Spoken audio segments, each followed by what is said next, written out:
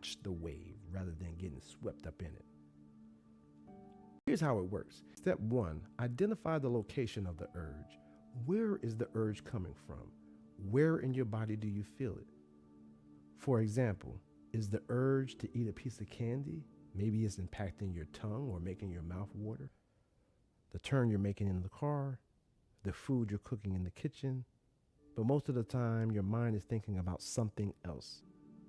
All of these random thoughts have a tendency to be negative. This is why so many people study mindfulness or personal development, because they say they want to stop their negative thinking. Unfortunately, the truth is you can't stop thinking. Even if it's negative, thinking happens all the time. And once it's there, you can't stop thinking about something negative.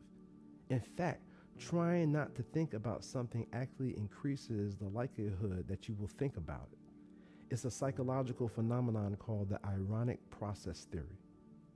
Try it now. I forbid you to think about a pink elephant. What's popping in your head right now? A pink elephant. The same thing happens with your thoughts. You can't stop thinking and you can't control your thoughts, but you can get better at managing and directing them. The key to developing better control of your thinking is to practice observing your thoughts. Thoughts come and go like a train in a train station. Sometimes they're fast, sometimes they're slow. Once it passes, there's another thought coming right behind it. Sometimes they're negative, sometimes they're positive. But our minds are like our very own grand central station with new trains of thoughts coming and going. The good news is that you have choices regarding which trains you get on. If you were sitting at the train station, you wouldn't simply hop on a train or whatever train just came first. No, you want to jump on the train that's heading in the direction that you want to go. But unfortunately, with our thoughts, we tend to be obligated to ride every train that enters into our mind. And the more negative and unpleasant the thought, the more tempting it is to get on board. And if you find yourself on a negative one and you don't like it, you can simply jump off. You could try to jump from that train onto another one that's passing by. From wherever you are, you can actually jump from one train, from a negative train into a positive train. It all takes one simple practice of observing your thoughts. Now, mindfulness and meditation are tools for slowing down your thoughts.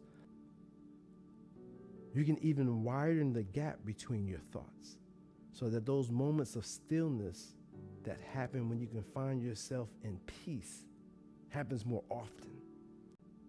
You're not getting on any of them. You're making a decision to let them pass. A train thought comes in. I notice I'm having that thought. Now watch it leave without engaging it. Repeat that for every thought that enters your mind for as long as you can. What this does over time, it helps you to detach from your thoughts so that you don't have to get on the first train that comes your way. Detaching from certain thoughts are difficult, especially for things that are triggering for you.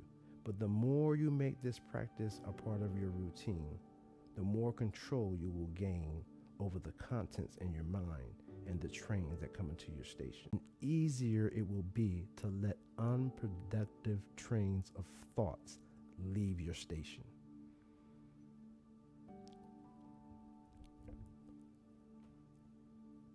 Welcome to day 9, the sorting of thoughts into a box activity.